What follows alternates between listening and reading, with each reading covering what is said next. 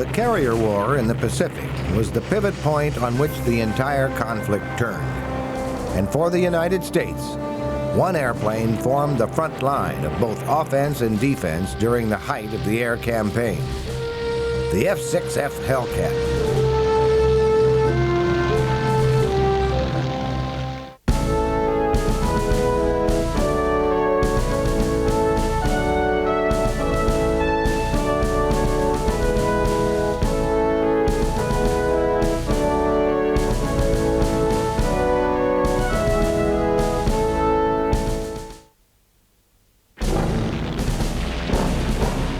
The Grumman Hellcat was the main shipboard fighter of the U.S. Navy for the last 2 years of the Pacific War.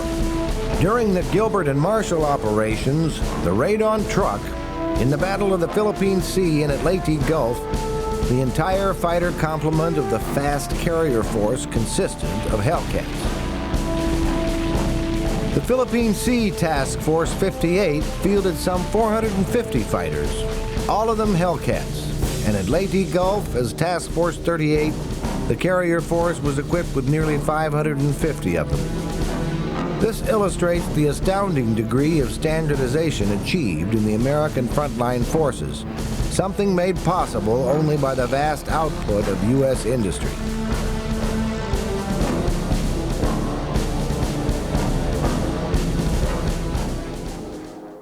Japan had been gearing up for war since 1928. And their production rolled on. Like the Germans, they believed their empire was invincible. Steel capacity had doubled leading up to the war, 1/3 of which went into shipping. Warships and transports to exploit their conquests in the 30s. Ships to exploit far-flung military forces would soon be necessary.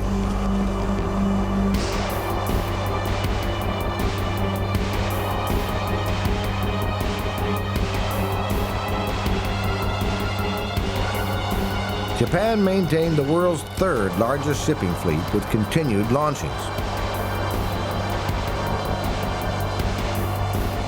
Their army was growing rapidly, and each new recruit was fanatically devoted to the Emperor God King Hirohito. By the middle of the war, Japan was fielding a force of 5 million men. On December 7, 1941, they felt ready to take on the United States. Hickam Field's mechanics were working at a relaxed pace that Sunday morning at Pearl Harbor. Unbeknownst to anyone at the U.S. base was the presence of a Japanese carrier task force just a few hundred miles away, approaching from the north. Soon they would turn into the wind and get ready to launch a devastating raid on Pearl Harbor. Flight crews hustled across the deck to their waiting dive bombers. Then came the signal for launch. The ships lifted off, formed up, and were on their way. They sighted the outskirts of Pearl just before 8 a.m.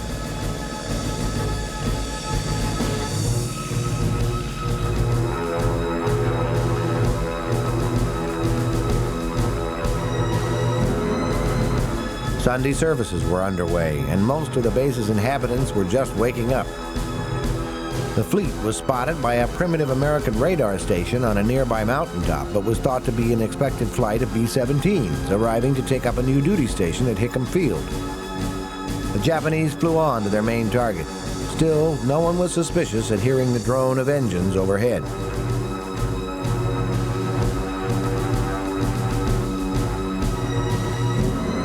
The mechanics working at Hickam thought the B-17s had arrived and went on working unperturbed. So did sailors on the Arizona and other battleships anchored in the bay. Then the panic started.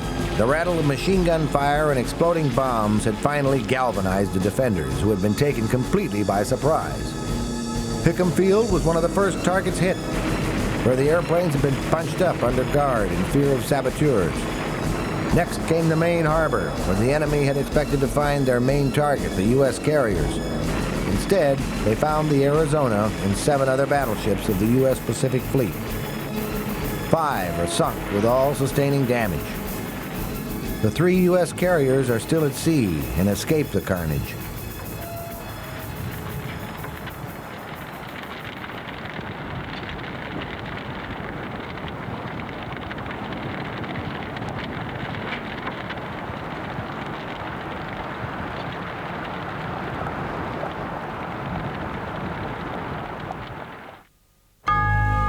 The battleship, with its big guns, had ruled the seas since the time of Henry VIII.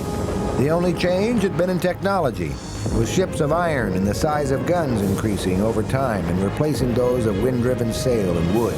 This kind of capital ship was the mainstay of every national navy in the world.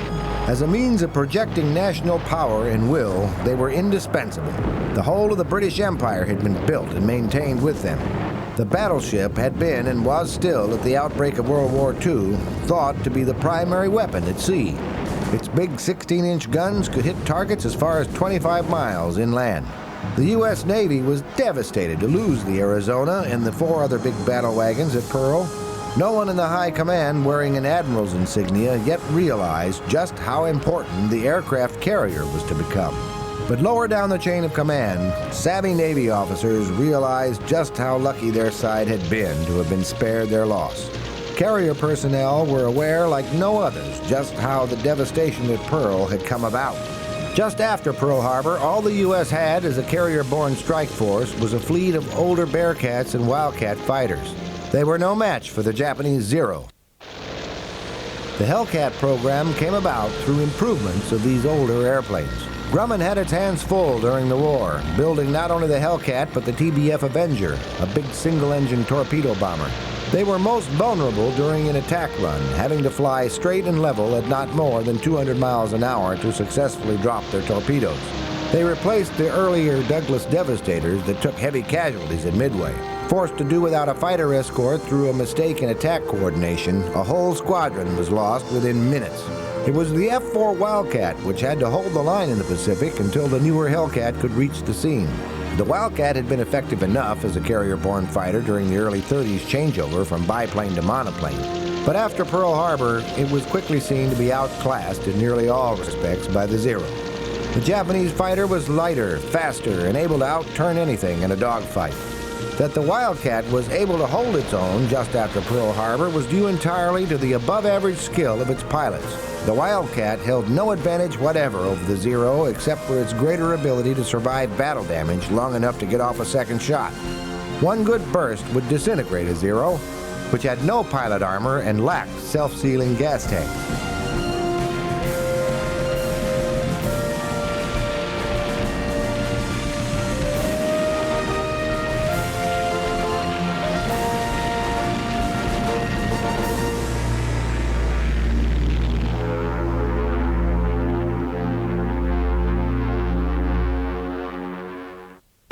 The Hellcat was ordered for the U.S. Navy after the initial shock of Allied contact with the superior Mitsubishi A6M Zero during the first few months of the Pacific War.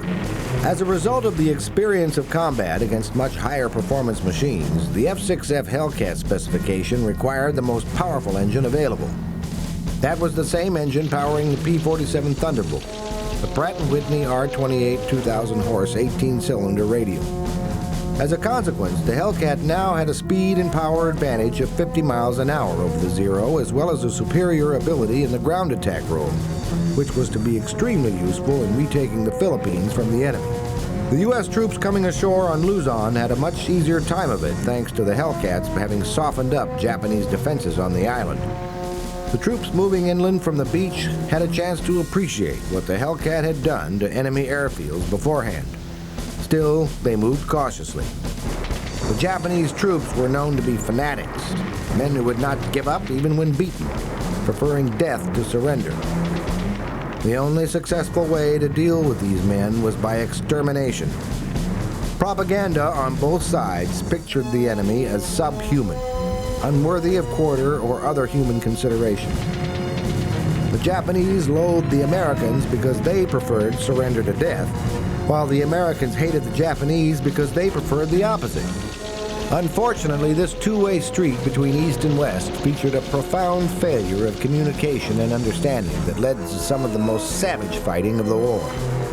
The new Hellcat was armed with rockets and could carry up to 2,000 pounds of bombs in varying denominations, usually a couple of 500-pounders on hardpoints under each wing. Once this ordnance was delivered and the Hellcat lightened of the load, it went looking for Zeros or Japanese ground targets to strafe. The Hellcat's first combat flights were made from the decks of the carriers Yorktown and Independence in August of 1943. The Zero's days were now numbered. At the Battle of the Philippine Sea, Hellcats shot down over 160 Zeros in an aerial massacre known as the Great Marianas Turkey Shoot. In the aftermath of Midway, where the Japanese lost 4 of their carriers along with planes and many of their skilled pilots, the way was now clear for the U.S. to begin retaking the Philippines. After the Battle of the Philippine Sea, Leyte Gulf was the first objective of the huge invasion force. The battleship guns of the U.S. were answered by Japanese artillery defending the island. Troop landings were opposed hardly at all on the beaches, but Japanese resistance stiffened fiercely as U.S. Marines moved into the jungle.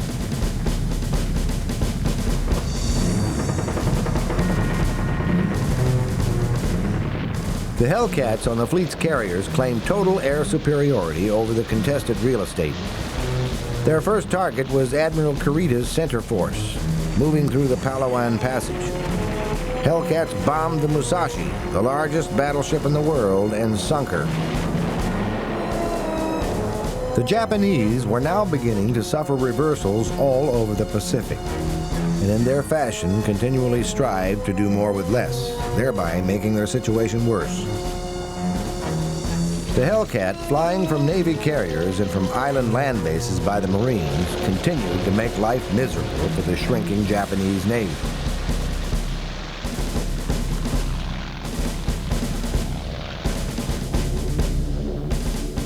In these days, before precision-guided munitions, there were as many misses as there were hits. But by this time, the U.S. had a lot of Hellcats and bombs to arm them with.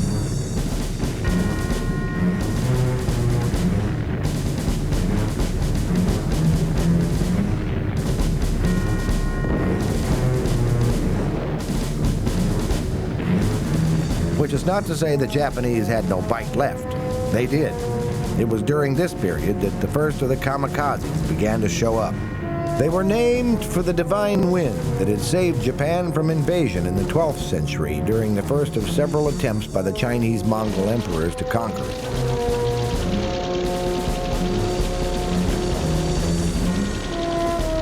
The only remedy for the U.S. was for the Hellcats to get to them first before they could strike. The task was made easier by the almost non-existent skills of these particular Japanese pilots. A kamikaze pilot was rushed into combat after just a few hours of flight training. Once a Hellcat was on his 6, his mission was doomed.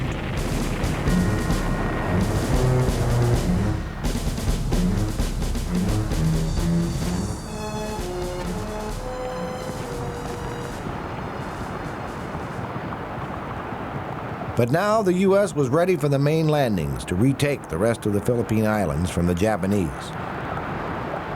General MacArthur watched from his flagship, anxious to redeem his pledge to return to the islands from which he'd been evicted 2 years before. October 20th, 1944, just before dawn, the naval bombardment commenced.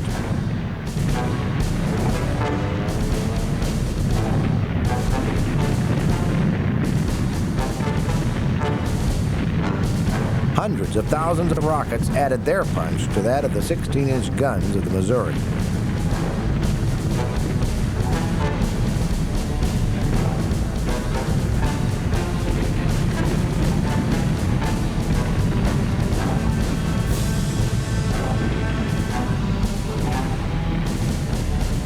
Supported by waves of carrier-based Hellcats, the landing craft went in. They met stronger enemy fire than had been predicted.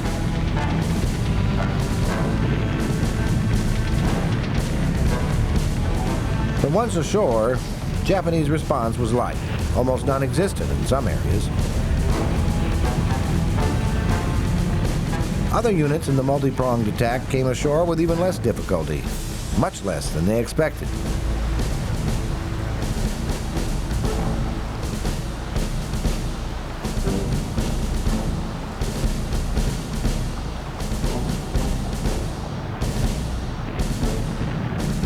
While still others encountered fanatical resistance.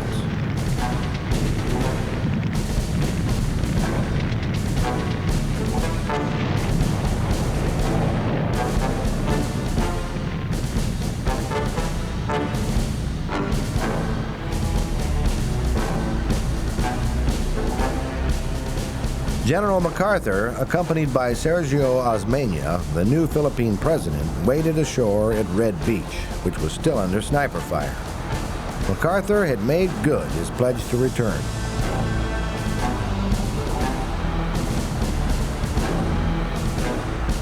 Just a few days later, General MacArthur restored civil government to the Philippines, and Sergio Osmeña was sworn in as the new president. But the Japanese were not yet acquiescent to their loss. They were planning a counterattack to retake the Philippines. Accordingly, the Hellcats of MacArthur's fleet prepared to loose their power on the attacking Japanese. Enemy fanaticism and inability to admit defeat cost them what remained of the once formidable Japanese Zero fleet. Not only was the Hellcat the better warbird, but its pilots were vastly superior to the inexperienced Japanese. Japan had never been allowed a breather to recover from the Midway fiasco, and nowhere was this more evident than the pitiful, untrained flyers who now had to take on the formidable U.S. Hellcat.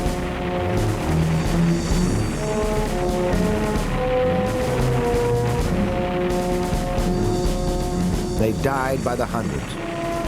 There was no greater honor for a Japanese warrior than to die for the Emperor, and Hellcat pilots were delighted to oblige them.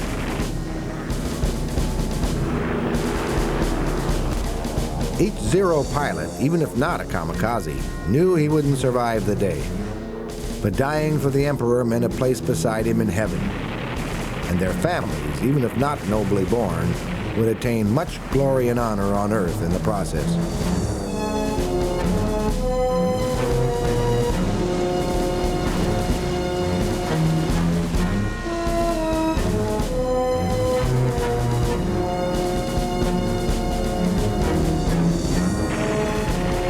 As the U.S. closed in on the home islands of Japan, the resistance of the beleaguered defenders grew more pronounced than ever. That it was futile mattered not at all to them.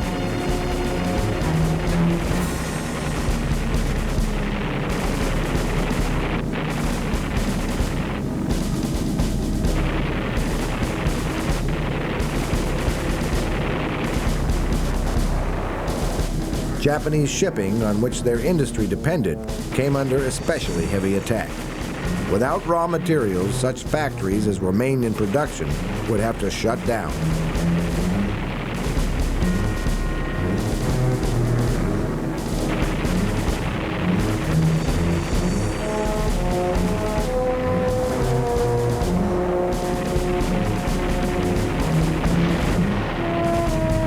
The Hellcats pressed attacks on everything that moved, on land, at sea, and in the air.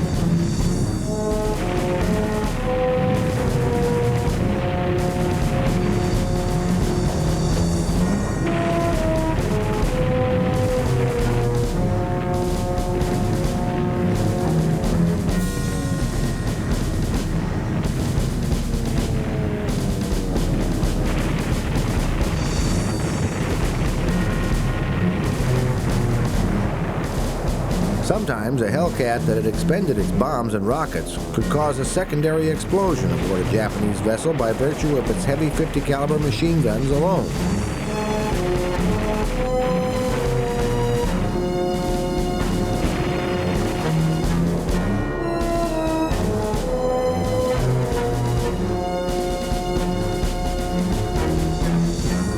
Several destroyers of the Imperial Japanese fleet had already been sunk by this method of attack.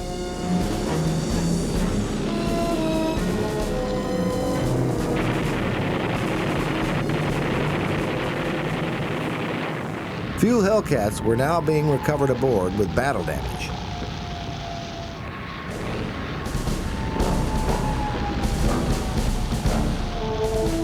But before the decisive campaign that decimated their ranks, the Japanese Zero was responsible for many scenes like this.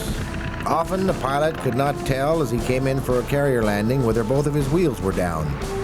And sometimes the landing signal officer wasn't there to tell him. It was to the Hellcat's credit that it would stay in the air at all after extensive battle damage. And sometimes a wounded pilot lost consciousness just as he was starting his descent. This one's engine starts to vibrate out of balance when the prop blades brush the deck. The deck crew will have to move fast to save this guy.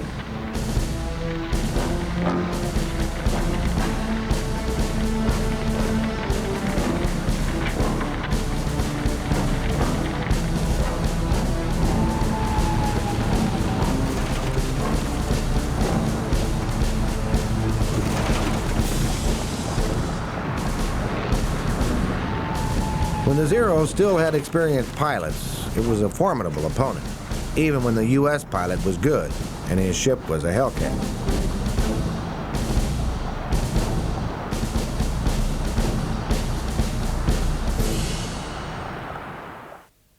But in the waning days of the war, the Japanese were forced to resort to the kamikaze more and more.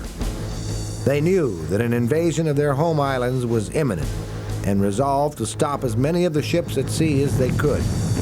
Each Zero or Nakajima fighter was armed with a 500-pound bomb that a pilot was supposed to hand-deliver aboard a U.S. ship making for Japan. To be able to do this, they had to brave not only the Hellcats in the air trying to shoot them down, but anti-aircraft guns aboard the U.S. ships throwing up a veritable wall of lead.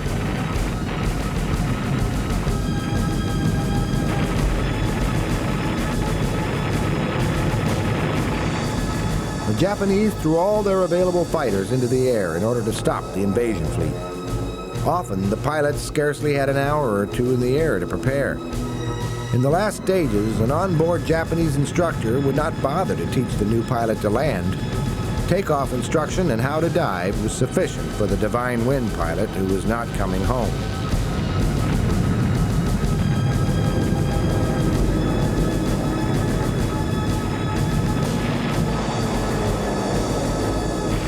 The Americans, not understanding these suicide attacks at the time, could only hope that a wall of lead would stop any that had escaped their own fighters on the way in. Often enough, the kamikaze, despite his inexperience, got through to devastating effect.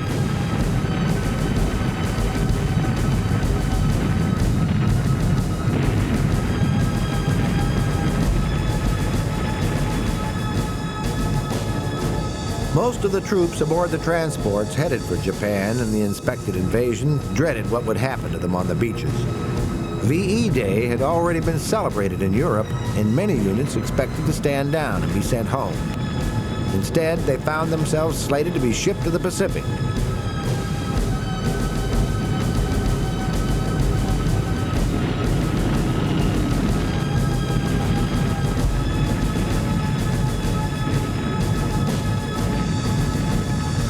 The most dreaded occurrence aboard a carrier was a cook-off, where the decks burned out of control. Omaha Beach was being viewed as a picnic in comparison to what the Allied reception was going to be when the first waves went ashore on the beaches of the Japanese home islands. U.S. troops who had beaten Hitler and now found themselves aboard transports heading for Japan were close to mutiny. It's ironic, but the suicide attacks of the kamikazes were what led the Truman administration to ultimately drop atom bombs on Hiroshima and Nagasaki, because it portended the sort of fanaticism the troops might expect to meet with coming ashore. World War II ended as it began, in flames. 2 atom bombs had finally accomplished what all the Allied efforts to date had not been able to do: to get the Japanese to admit they were beaten and surrender. The final surrender was signed aboard the Missouri in Tokyo Bay. The F6F Hellcat had as much or more than any other aircraft save the B-29 that dropped the atom bombs, brought the war to a successful conclusion.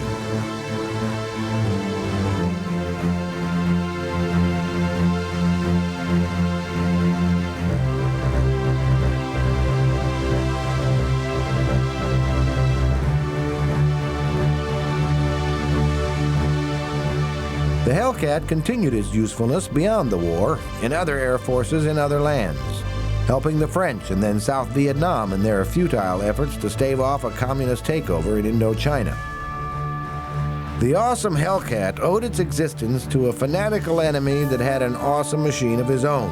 But from the time the first production model of the Grumman F6F Hellcat rolled off the line, Its destiny and ultimate triumph were foregone conclusions.